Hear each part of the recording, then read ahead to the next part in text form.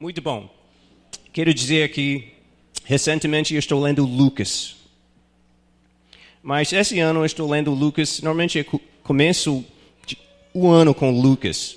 Lendo Lucas e depois Atos, porque foi o mesmo autor, né?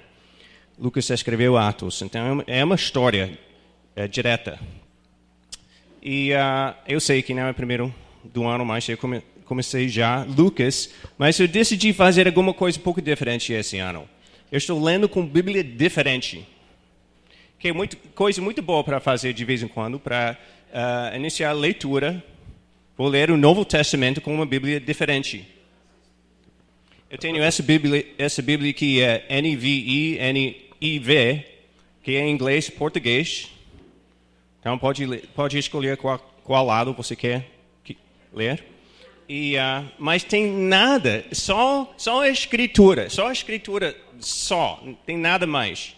Então eu estava querendo ler alguma coisa um pouco diferente, então eu peguei a Bíblia de Estudo, que realmente que eu recebi da igreja em 2003. Então eu estou lendo todas aquelas anotações, né, no pé de cada página, que eu nunca fiz isso na minha vida espiritual, então estou querendo fazer alguma coisa um pouco diferente.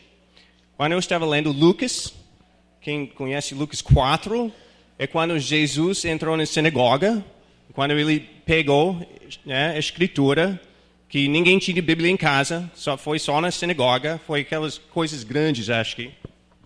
Ele pegou, foi Isaías 53, né?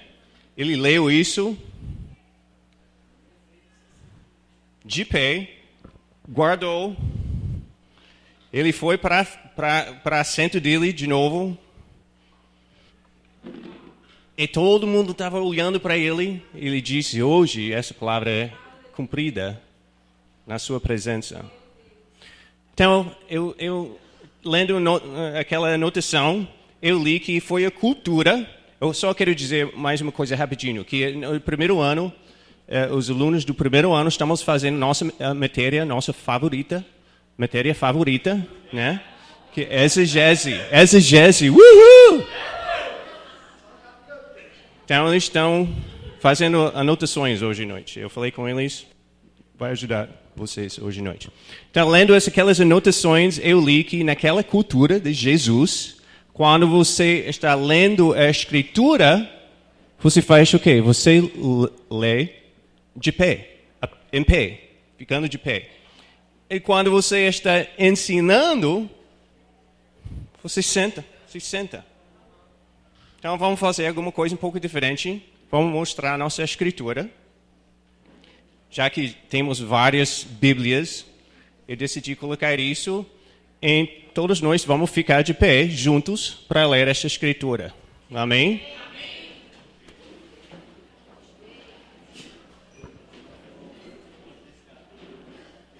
Então, a referência é Mateus 9, 16, 17.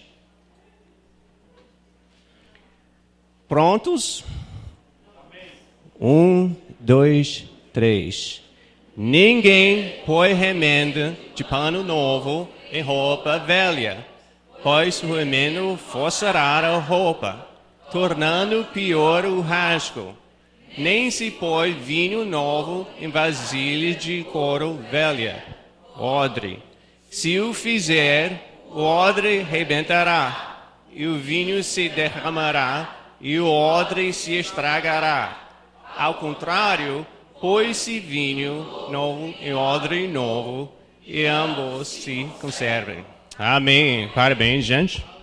Pode se sentar. Amém. E agora?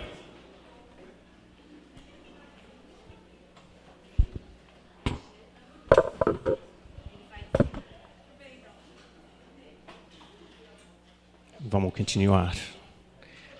Amém. Isso é bem confortável. Mas, pastor, acho que não dá para você. Fica bem baixo aqui, não sei.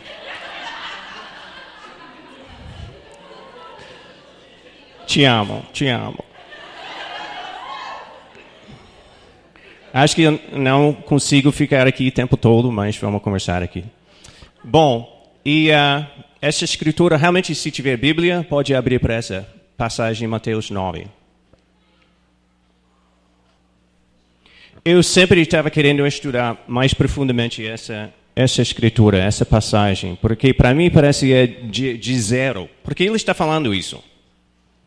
Não entendo o contexto. Por que ele está falando isso nesse momento? Para mim nunca fez sentido. Então, realmente, essa é a primeira vez que eu estou dando essa palavra. Tendo estudado mais. Então, vamos ler rapidinho os versículos imediatamente antes, que são versículos 14 e 15.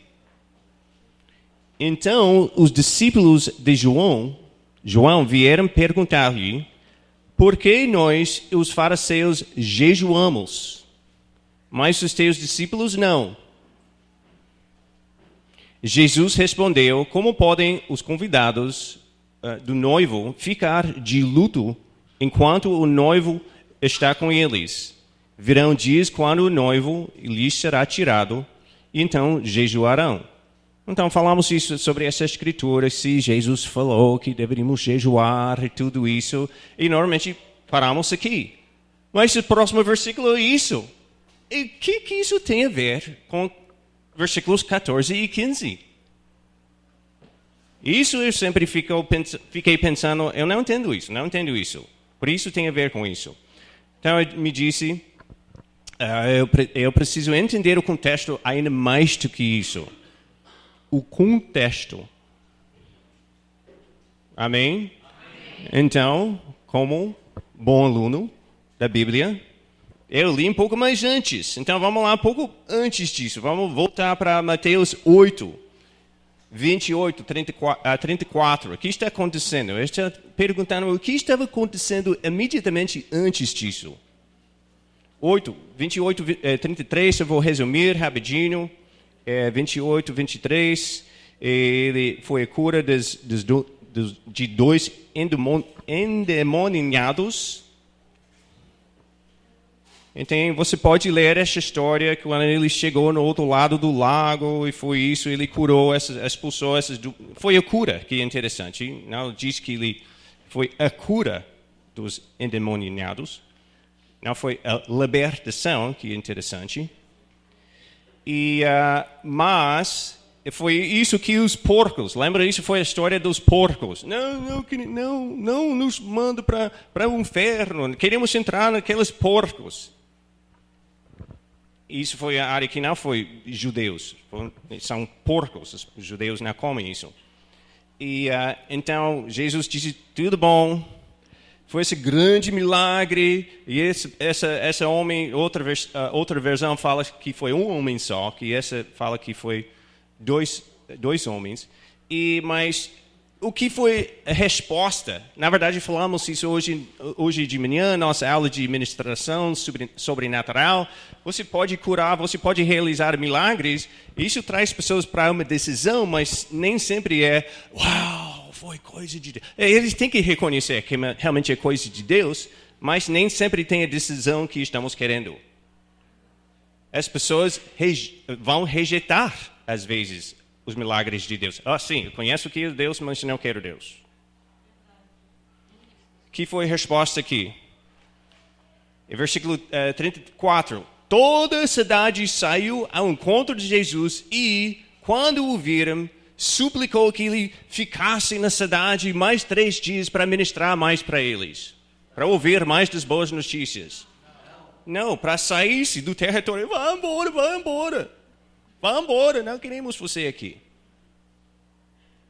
Então, isso aconteceu antes. Então, vamos lá para Mateus 9, 1 a 3. Jesus curou outra pessoa. Versículo 3, vamos um pouco mais rápido. Diante disso, alguns mestres da lei disseram a si mesmo, esse homem está blasfemando. Ok, ele acabou de curar alguém. Os mestres estão dizendo, ele é blasfemando. Ok, vamos lá para Mateus 9, continuando, versículo 9 a 11. Outra história. O chamado de Mateus. Não foi esse tipo de chamado. E estando Jesus em casa, Mateus se entregou a Jesus, né? O que foi a primeira coisa que ele fez? Ele chamou todos os amigos dele para fazer uma festa. Tem que conhecer esse Jesus. Foi coisa maravilhosa, realmente. Mas, versículo 11, vendo isso, os fariseus perguntaram aos discípulos dele: por que o mestre de vocês come com publicanos e pecadores?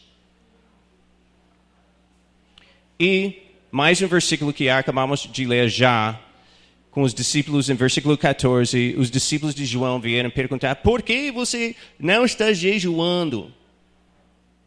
A gente está jejuando, até os fariseus estão jejuando, mas os seus discípulos não estão jejuando. Então, combinando todos esses exemplos do que estava acontecendo antes, para mim grande palavra é muita dúvida. Muita dúvida. As pessoas estão jogando muita dúvida em cima de Jesus. Estamos jejuando. Você curou alguém. Vai embora. Você está blasfemando. Jogando muita dúvida. E finalmente, eu acho que Jesus disse: ok, acabou com isso.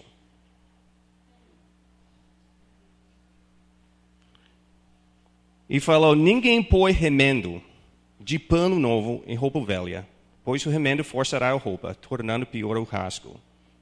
Ninguém se põe vinho novo em vasilha de couro velha, vou chamar isso odre. Se o fizer, o odre rebentará. E o vinho se derramará, e o odre estragará. Ao contrário, põe-se vinho novo em vasilha de couro, o odre novo, e ambos se conservem. Então, o que ele estava tentando dizer aqui, o comunicar? É claro que Jesus estava dizendo que alguma coisa nova está acontecendo, mas vocês não estão percebendo isso. Vocês não estão entendendo isso. Tem alguma coisa maior acontecendo aqui, uma revelação maior. Que você está tentando entender isso, colocando isso nas suas experiências religiosas, mas não combina, não encaixa, não vai funcionar assim. Alguma coisa nova realmente está acontecendo. É vinho novo.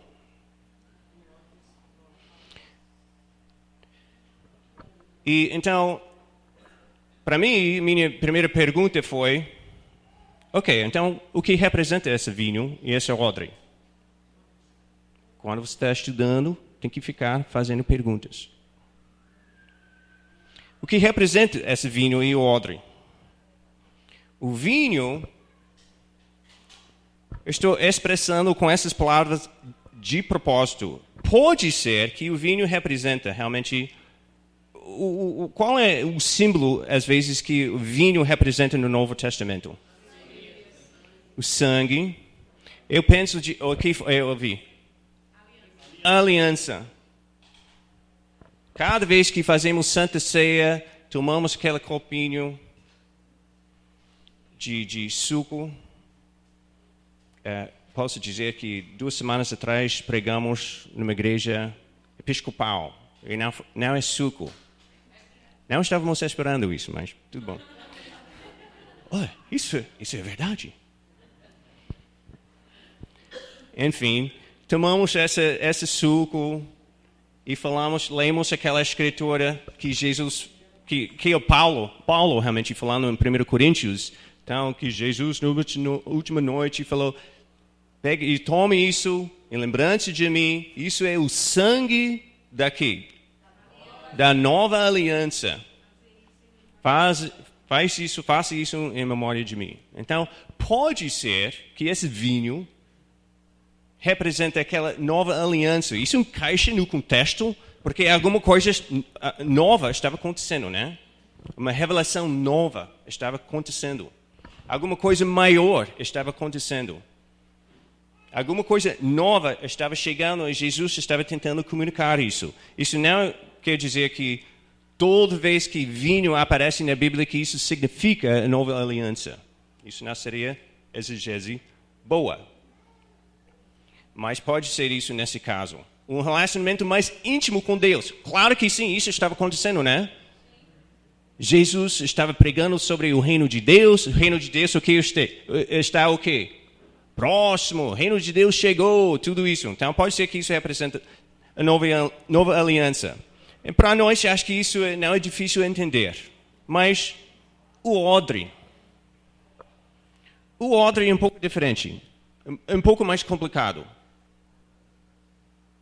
O que podia ser que isso representa?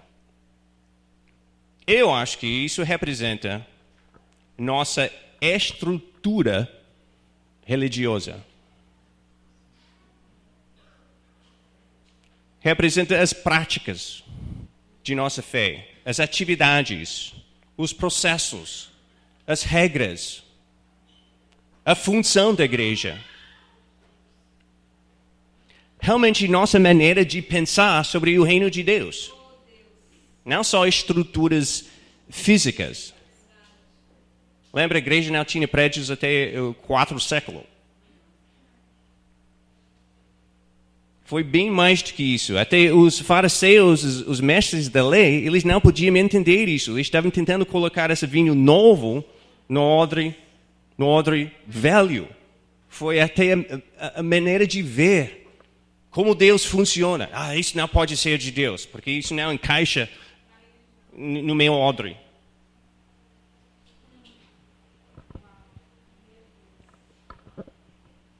Então eu acho que isso.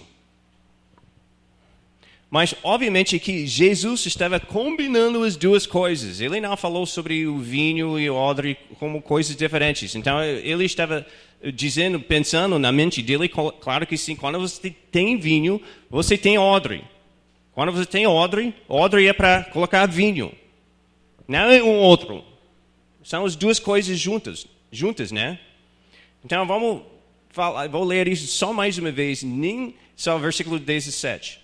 Nem se põe vinho novo em vasilha de couro velha, o odre. Se o fizer a vasilha, rebentará. O vinho se derramará e a vasilha se estragará.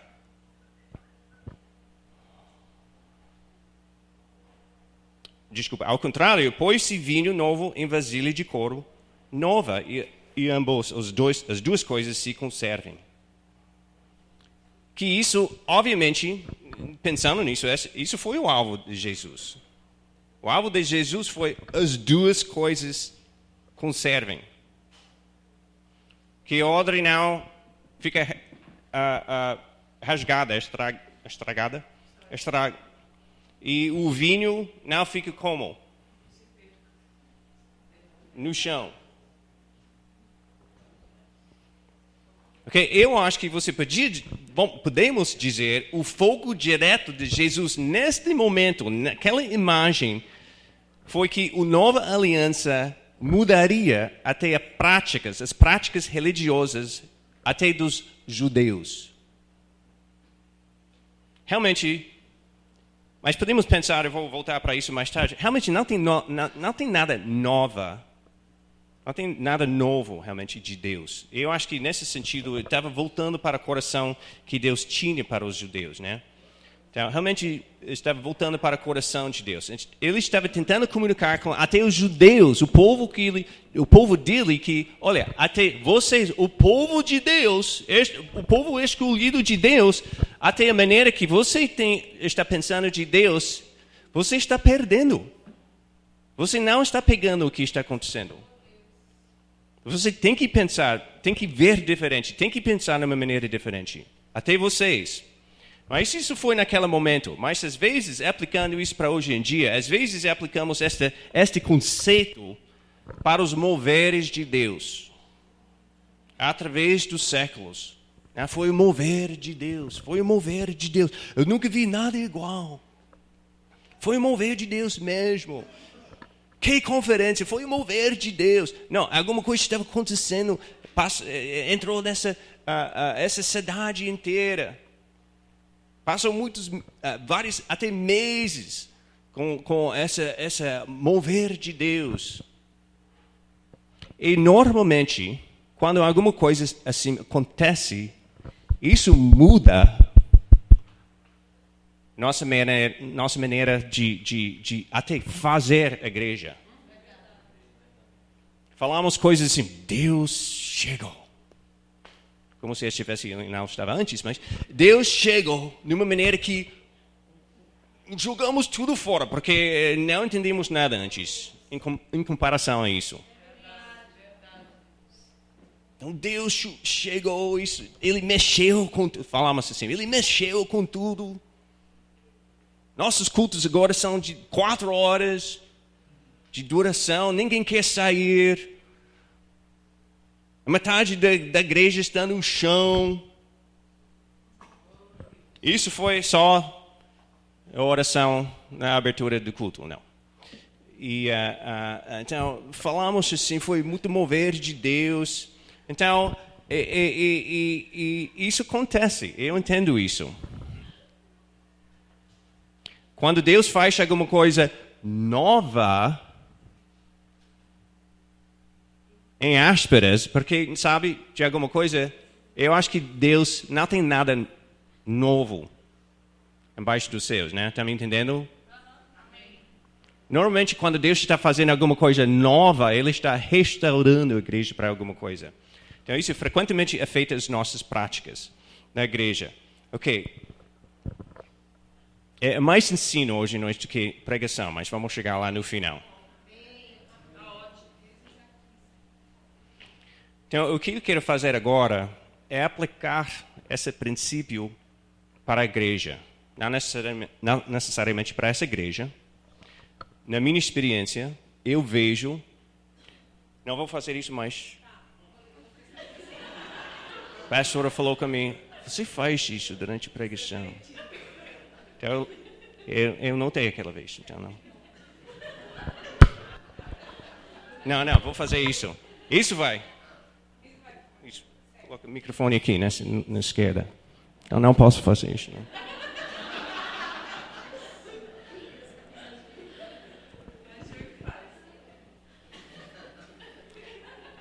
É porque durante nossa aula de pregação... Enfim.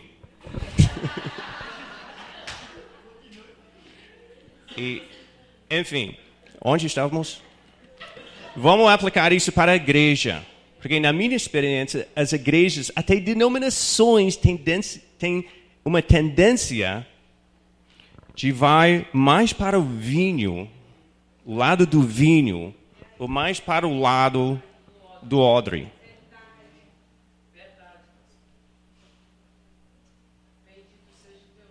Então, vamos começar com o lado do vinho.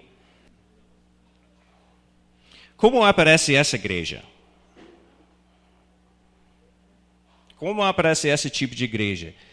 O vinho. As pessoas da igreja de vinho, vamos iniciar uma denominação. A igreja do vinho, sagrado, não. E a igreja de vinho, eles postam, fazem no Facebook, eles começam assim, mergulhando de novo na presença de Deus. Eles fazem isso frequentemente. Vamos ver o fogo de Deus aqui hoje à noite. Vamos até quebrar o púlpito. Não vamos fazer isso, não. Vamos bagunçar essa cidade com a presença de Deus.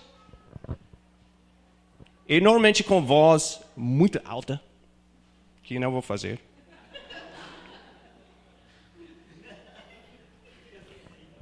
Vamos ver quantas pessoas ficam no chão até o final do culto. Aquele tempo de ministração.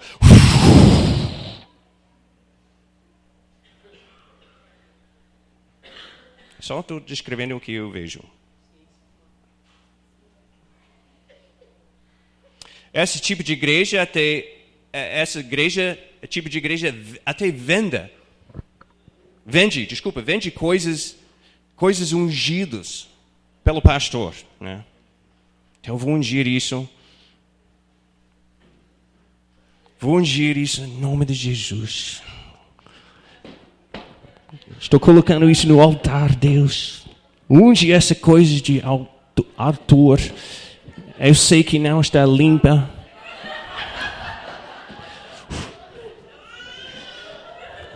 Tenho de mim em cima. Em nome de Jesus. Seja curada.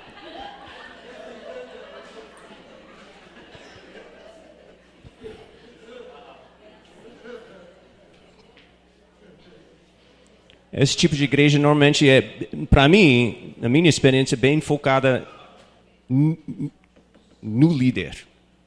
Nem na liderança, mas o líder. Foco muito em experiências com Deus. Esse tipo de igreja coloca alto valor em eventos. Eventos têm valor, mas eles colocam alto valor em eventos, porque vamos experimentar a manifestação da presença ungida de Deus e ninguém vai sair igual. Eles vão ser transformados naquele evento. Fala muito do futuro, que coisa boa. Vamos fazer isso, vamos fazer isso. Mas os líderes, encerrando aqui, os líderes, presta bem atenção, que isso é bem interessante para mim. Os líderes tipicamente têm a atitude, se Deus aparecer aqui nessa igreja, se a presença de Deus aparecer aqui mesmo, em nossos cultos, isso vai resolver tudo. Não vamos precisar nada mais do que isso. Vai transformar nossa igreja. Vai resolver todos os nossos problemas. Tudo vai ficar curado. Todo mundo vai ficar curado. Com vidas transformadas. Se Deus aparecer, isso vai resolver nada. Vai resolver tudo. Basicamente, a gente não vamos precisar fazer muito mais além do que isso.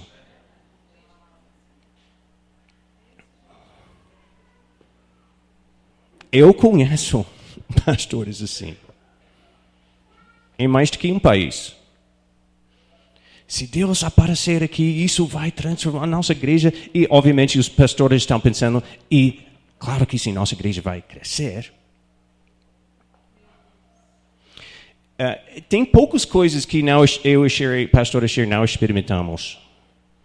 Lá nos Estados Unidos, nem nos Estados Unidos, mundial, foi uma grande mover de Deus na década das 90. Vocês conheceram algumas pessoas aqui no Brasil que participaram nisso. Eu penso de David Quinlan. David Quinlan, o nome dele é David Quinlan. O artista, o músico, né? O músico de quem conhece David Quinlan? David Quinlan. Vou portuguesar o nome dele. Mas ele é de Irlândia, se não me engano. Não é brasileiro. Irlanda, obrigado.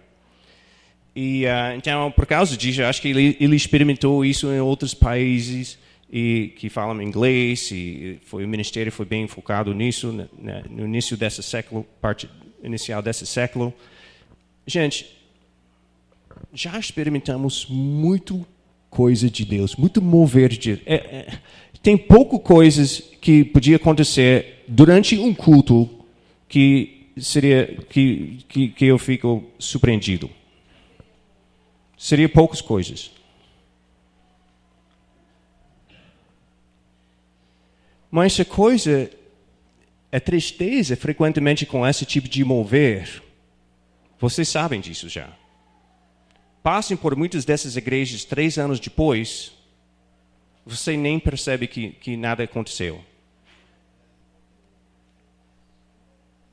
Vocês sabem disso. Se passou já mais que 5 anos no corpo de Cristo, como cristão, você já sabe isso. Então, sinceramente, eu tenho 30 anos no Senhor. Eu tenho 30 anos 39 de novo. Não. E, não, no Senhor, 34 anos. Seguindo Jesus.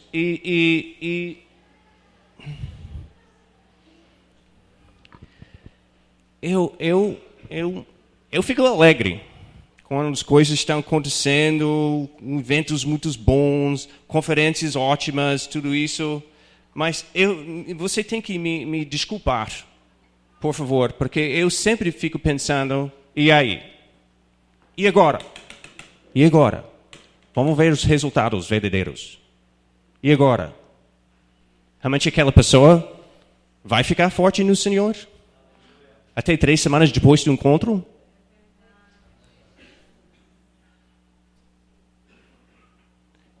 Quais são os resultados verdadeiros?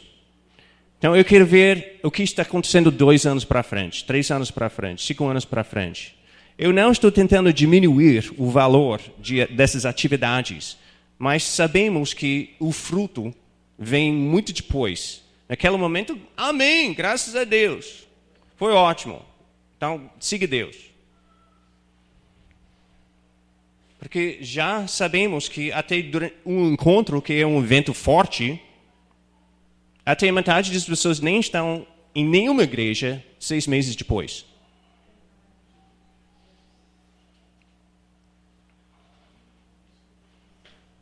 Então, eu estava, só para encerrar esse ponto aqui, se você, por exemplo, eu estava participando numa igreja, numa implantação de uma igreja, realmente em 1993.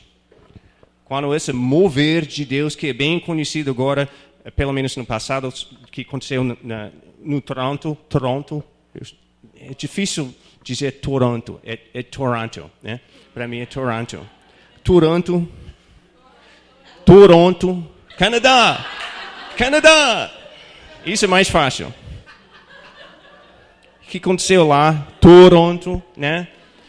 Foi chamado às vezes a benção do Toronto, que foi um mover de Deus que passou até vários anos. Mas nossa igreja, nosso movimento de igrejas foi uma família pequena de igrejas, não pequena, uma família de várias igrejas, com um ministério de implantação de igrejas bem conhecido como Ebenezer. Bem parecido, desculpa, com Ebenezer. E eu falei com o pastor, eu estava assistente, né, basicamente. Então, isso é ótimo o que está acontecendo, mas isso foi a pergunta errada, gente. Eu fiz essa pergunta, mas como isso vai ajudar nossa igreja para crescer? Esse mover de Deus. Como isso vai ajudar nossa igreja para crescer? Essa implantação de igreja.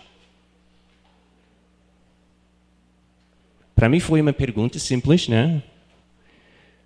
Mas para o pastor, eu estou imaginando aquela, como se chama aquele filme, Exorcist, exorcista, como se chama? Exorcista. Então eu acho que minha cabeça estava virando.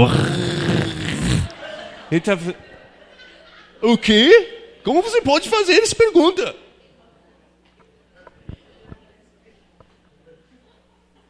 Claro que nossa igreja vai crescer, vai transformar todas as pessoas. Vamos conquistar essa cidade através desse mover de Deus. Foi muito vinho. Muito vinho. Vamos virar a página. Mas o Audrey.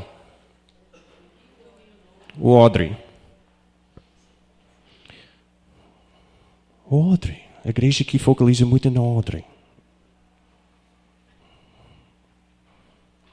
Graça e paz, irmãos e irmãs. Que bom, vamos fazer um pouco de louvor agora.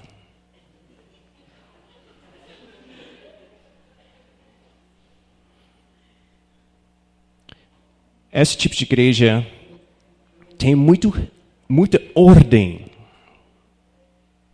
e respeito. Em geral, nem sempre, às vezes são bem litúrgicas. Mas não significa que isso é necessariamente ruim, temos nossa também. Eles têm uma tendência de falar muito sobre o passado, em vez do futuro. Temos uma grande herança em nossa igreja. Comemoramos 100 anos no ano passado.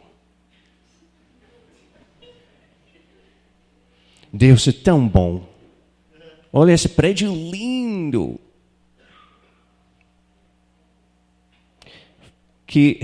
Eles refletem muito sobre os moveres de Deus do passado, frequentemente. Tem processo bem cumprido e bem formal para se tornar um líder. Tem que passar 4 anos no seminário. Lá. Processo bem formal, tipicamente. Mas o problema como eu disse, frequentemente eles já experimentaram moveres fortes de Deus. Mas agora não estão. É a estrutura, lembra que o Audrey representa o quê? É a estrutura religiosa. Fica bem forte no longo prazo, depois de um tempo. Aquelas igrejas ficam bem mais organizadas, mas o problema eles ficam tão organizadas, fica bem mais fácil depender da estrutura do que o Espírito de Deus. Porque nossa estrutura está gerando tudo isso. Está formando líderes, está fazendo escola dominical, tudo isso. Não tem problema com isso, mas o que aconteceu, eu acho, frequentemente essas igrejas que parecem que estão focalizando bem no odre agora, eles tinham muito vinho no passado. Está me entendendo? Amém.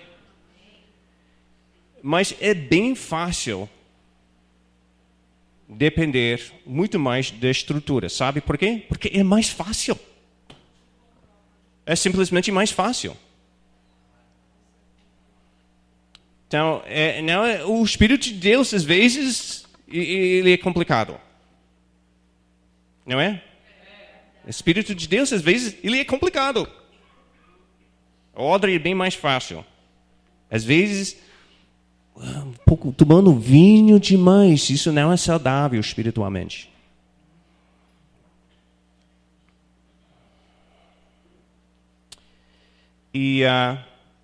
Mas isso é a igreja. Mas agora vamos mais um passo aqui. Vamos um pouco mais rápido também.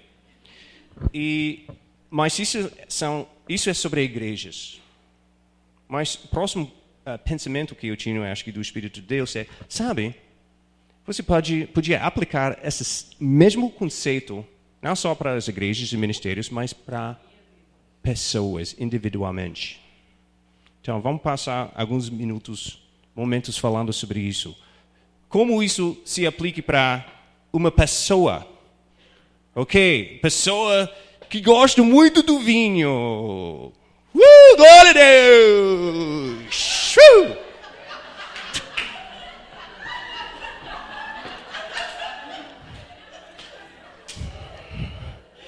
Pare.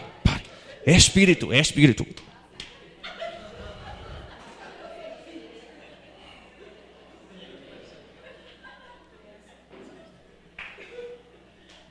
Parece que as pessoas não podem se controlar.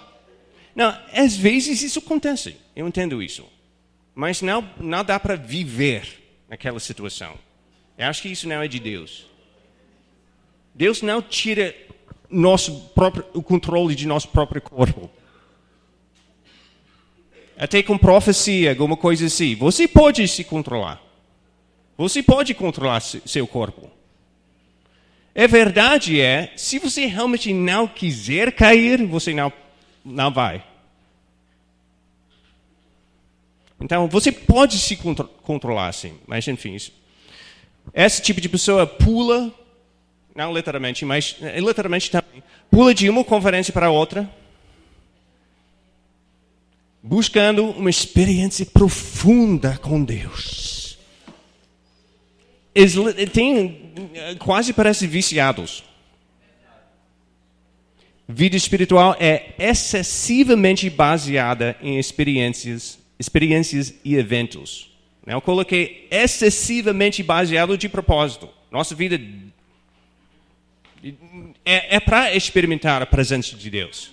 Isso faz parte de vida espiritual. Mas pode fazer isso em excesso. O que é o resultado? Vamos continuar com essa descrição. Se você fica baseado demais em experiências, quando Deus não está falando, você não está sentindo Deus, o que você faz? Quando aquela pessoa não está... Quando eu não estou sentindo Deus, Deus não está falando comigo, então eu preciso ir para outra conferência.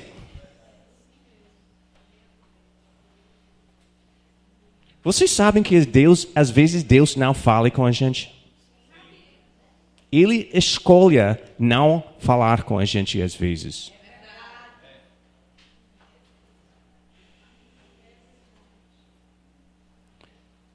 Alguém usou isso, não é de mim. Alguém usou essa ilustração. Quando você está fazendo uma prova, o professor fala contigo.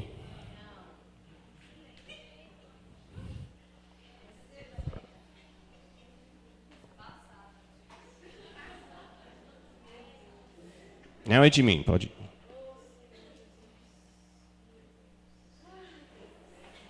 Essa pessoa toma pouco tempo com Deus pessoalmente, não tem raízes espirituais. Isso me lembra realmente da segunda semente. Pode ser como a segunda semente? Aquela parábola que não tinha raízes. Aquela planta brotou. Então aquela pessoa experimentou nova vida. Mas porque não tinha raízes, não, realmente recebeu a palavra com o quê? Com alegria. Eu sei, eu estou pulando para outro texto. Mas aquela semeador, parábola da semeador. Com alegria recebeu. Mas quando saiu o sol quente, porque não tinha raízes, morreu. Parece como esse tipo de pessoa. Esse tipo de pessoas, até a pastora fala isso, experimente os altos bem altos, baixos bem baixos. Mas pessoa que focaliza muito no odre. Pessoa que focaliza demais no odre fica preocupada com o exterior e a aparência, de fazer as coisas certas. Eu vou fazer as coisas certas. Para ser um discípulo, eu preciso ler a Bíblia 3 capítulos todo dia.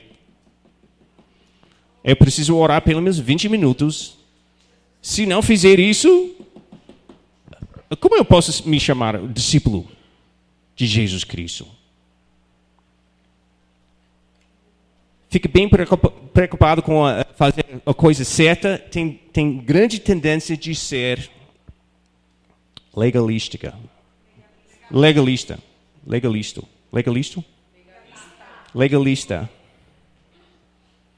Grande tendência de fazer isso. Por quê? Porque, de novo, é mais fácil. Vocês perceberam isso? Realmente é mais fácil seguir Deus seguindo a lei do que seguindo o Espírito. Vocês já experimentaram e perceberam isso? Então, por que essa pessoa é tão legalista? Não entendo. Porque é mais fácil realmente. Você sabe quando alguém está certo ou alguém está errado. Se você quer definir uma vida baseada na lei. Mas no final, essa pessoa tem muito orgulho espiritual e se torna muito religiosa. Essa pessoa. São como os fariseus. Que acabamos de ler sobre isso. Porque eles ficaram bem preocupados com o exterior e não o interior. Até Jesus descreveu eles como túmulos, né? Sim, assim, você você passa, basicamente ele estava calmo, né? O exterior parece bem lindo, mas por dentro, podre. Focalizando no exterior. Esse tipo de pessoa que focaliza No odre, ok. Vamos aplicar isso, gente. Estamos realmente encerrando aqui. Te garanto. Observações sobre vinho e o odre. Como podemos resumir tudo isso? Isso são, eu quero dizer, são minhas reflexões aqui, que eu vou dizer agora. Eu não posso tirar isso diretamente, a Bíblia fala isso, a Bíblia fala isso. Então vocês podem aplicar isso entendendo isso.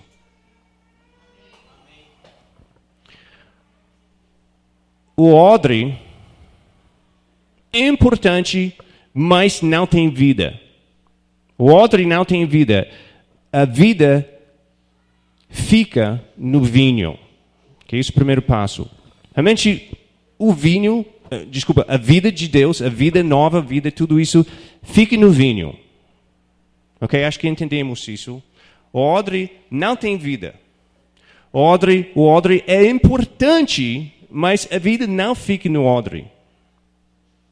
Ok? Primeiro passo. Ok? O vinho, a vida fica no vinho. A presença, o relacionamento com Deus, nova vida com Deus. Amém? Então, o vinho é coisa boa. É nosso alvo. Queremos aquela nova vida. Ok? Mas, sem odre, ou se estragar o odre, o que acontece com o vinho?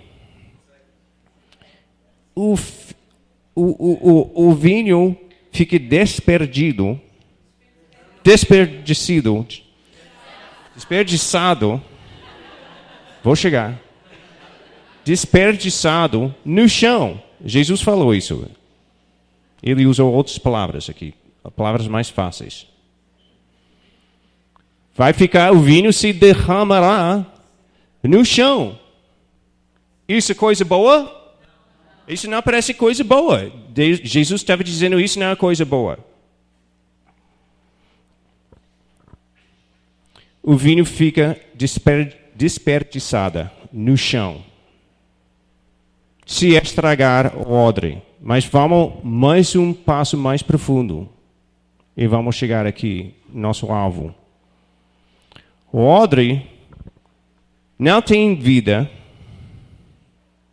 Mas é necessário, mas o odre também, escuta bem, define a quantidade de vinho que você pode guardar na sua vida.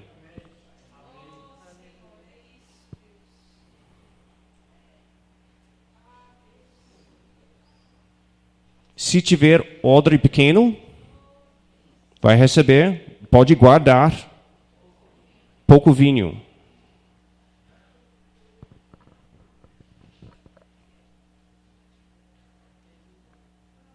Olha aqui.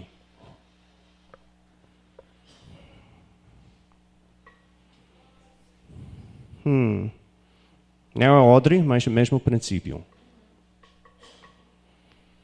Se eu colocar isso aqui, o que vai acontecer? No chão. Mas Deus, eu estou querendo o vinho dessa quantidade.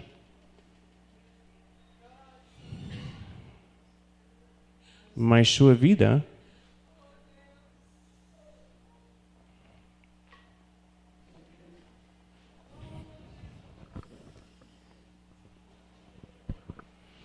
se quiser mais vinho, você precisa de quê? Odre maior, pelo menos. Se está querendo mais vinho, precisa de odre maior. Quantas vezes escutamos, quantas vezes fizemos essa declaração? Deus, eu quero mais! Quero mais de ti, Senhor! Você está procurando o vinho, que coisa boa. Mas ele não quer que o vinho dele fique no chão.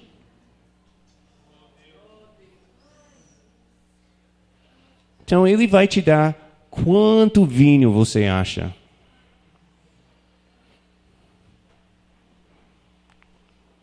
Olha, isso daria Você está aqui, Deus, me dá mais vinho. Ok, tudo bom. Está dizendo que bom. Você está pronto para receber até aqui.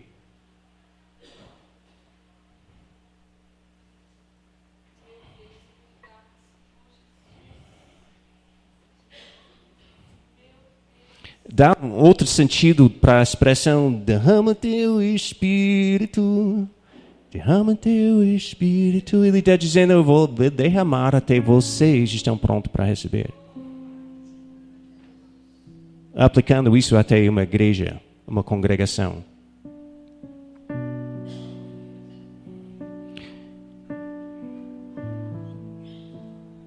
Se buscar somente o vinho, provavelmente Deus não daria mais vinho. Se buscar só o vinho, como eu acabei de dizer, Ele vai te dar até um nível que você pode receber.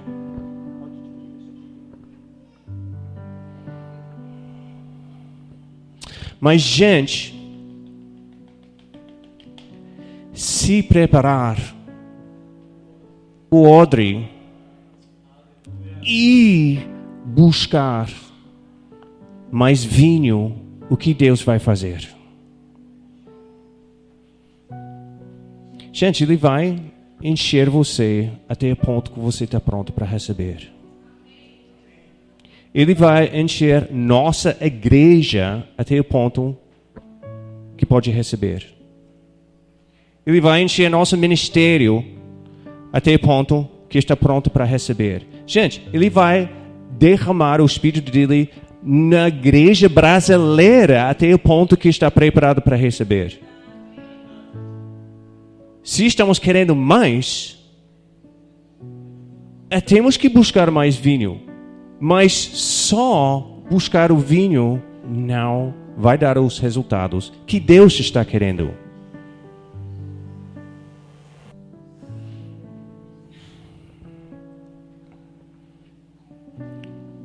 Essa parábola fala sobre o novo vinho.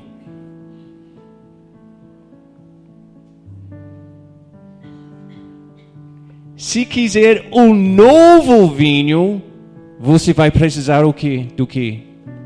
Até um novo odre. Eu nem entendo o que isso significa.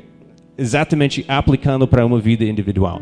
Aplicando para uma vida individual significa pelo menos que você precisa receber Jesus Cristo para receber esse vinho da nova aliança. Mas até aplicando isso para a sua vida depois de receber Cristo, para uma igreja, só Deus sabe exatamente o que isso significa. Você está querendo um novo vinho? Então, acho que não tem como ficar pronto. Mas Deus vai dar a porção que podemos receber. Ok, eu quero concluir com duas perguntas. Porque isso me deu duas perguntas. Minha primeira pergunta, Pai, Deus, como a igreja pode ficar, a pessoa pode ficar nova nesse sentido? Ou uma pergunta um pouco diferente, como uma pessoa pode ficar nova na fé nesse sentido? Está me entendendo? Vou explicar. Normalmente falamos, você quer amadurecer, né? Você não quer ficar nova na fé assim. Mas ele está dizendo, se você quiser receber novo vinho, você tem que ficar novo. Acho que você já passou alguns anos da igreja, vocês me entendem, depois de um tempo, quando uma igreja é nova, tem vida. Novo nascimento de uma igreja é como um bebê. Muita emoção. Ai, que bom. Ele está fazendo nada, só. Fui bonitinha. Está me entendendo? Tem muita animação. As pessoas ficam muito animadas, mas depois de um tempo, uma igreja às vezes fica velha. Não tem mais vida aqui. Não tem muito mais vida aqui. Então, minha pergunta foi, como uma igreja, uma pessoa assim, nesse sentido, pode ficar nova para receber mais de Deus, as coisas novas de Deus, em vez de ficar velha? A pastora Aline realmente falou um pouco sobre isso. Tipicamente, eu vou fazer isso bem prática. Vou fazer sobre uma pessoa. Vou falar com cada um de vocês. Se você quer ficar novo nesse sentido para receber as coisas novas de Deus, você precisa fazer alguma coisa que você nunca fez antes. Você não pode ficar fazendo a mesma coisa vez após vez, após vez, após vez, após vez, e tem a esperança de receber alguma coisa nova. Você tem que fazer alguma coisa que você nunca fez antes. E você vai entrar no território novo que Deus tem para você. Então, por isso, eu já li a Bíblia várias vezes. Por isso eu decidi, coisa simples, só um exemplo simples aqui. Não, eu vou ler a Bíblia bem mais devagar esse ano. Estudando mais e recebendo mais de Deus. Eu nunca fiz isso, eu preciso fazer alguma coisa diferente. Coisa simples. Pastora Sherry, ela está memorizando Colossenses, o livro. Em português, o livro. Não só alguns versículos. Ela está memorizando o livro de Colossenses. Coisa nova. Você quer receber as coisas novas de Deus? Você tem que fazer alguma coisa nova.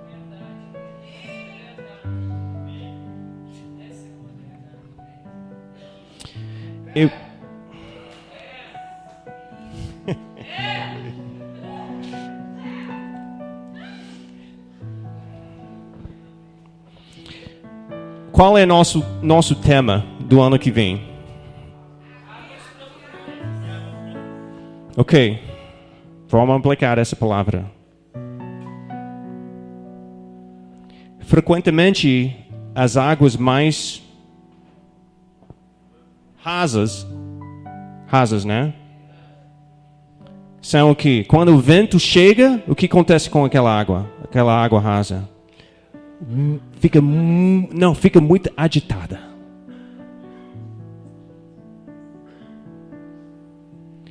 Então, é bem fácil ficar como água agitada. E não queremos ficar naquele lugar.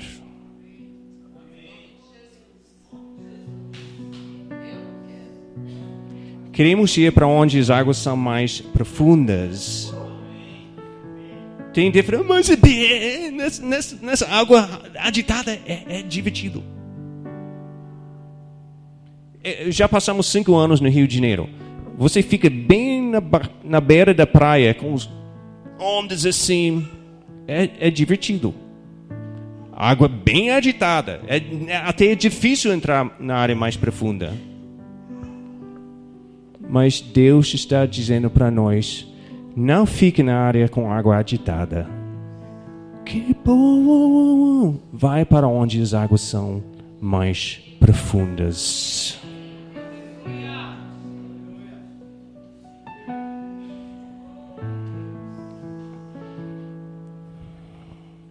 Você pode ficar animado lá. Pode até gritar lá.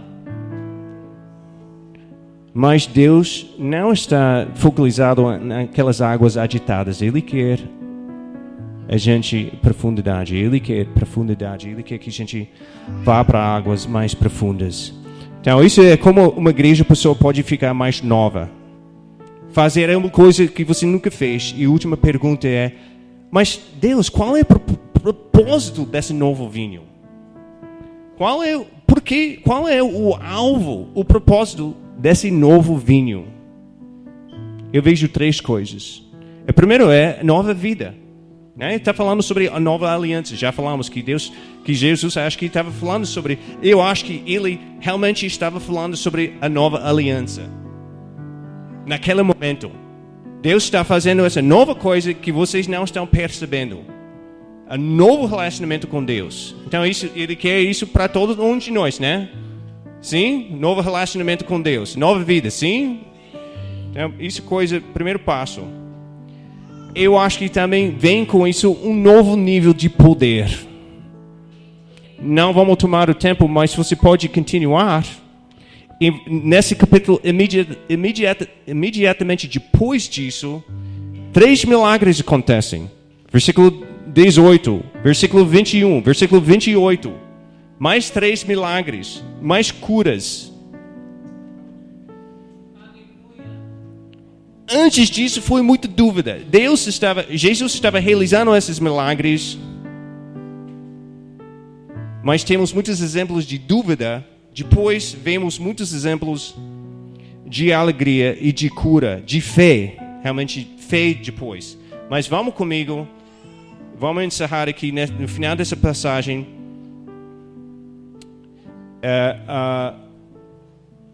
Em versículo 35. Jesus curou 2 cegos e 1 mudo.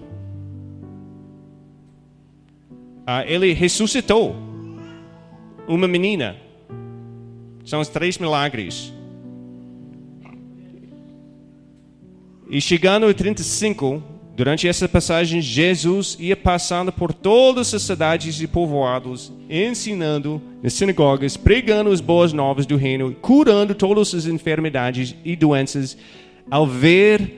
Então ele estava realizando tudo isso, e ao ver as multidões, teve compaixão delas, porque estavam aflitas e desamparadas, como ovelhas sem pastor. Vocês conhecem essa passagem agora? Então disse aos seus discípulos: a colheita é,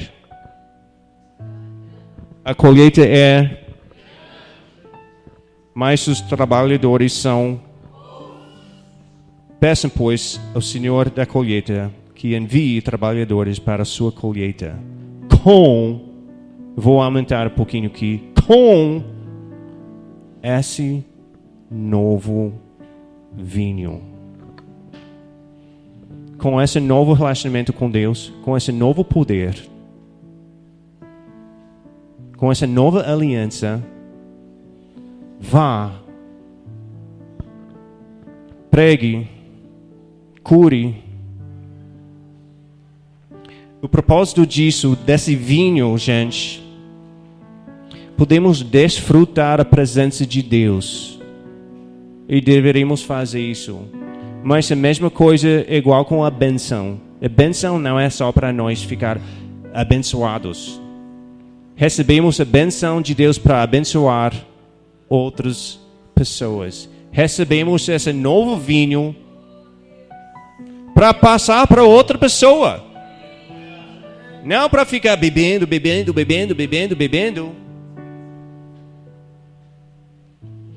Se queremos beber. Mas para receber mais e para ter suficiente para dar para outra pessoa, precisamos o odre também. Eu quero deixar vocês com esse pensamento. Vou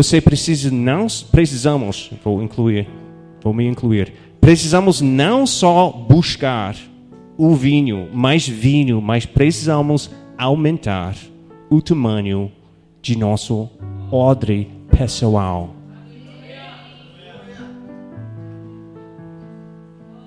O problema com isso, não queremos fazer isso, mas isso exige um pouco de disciplina.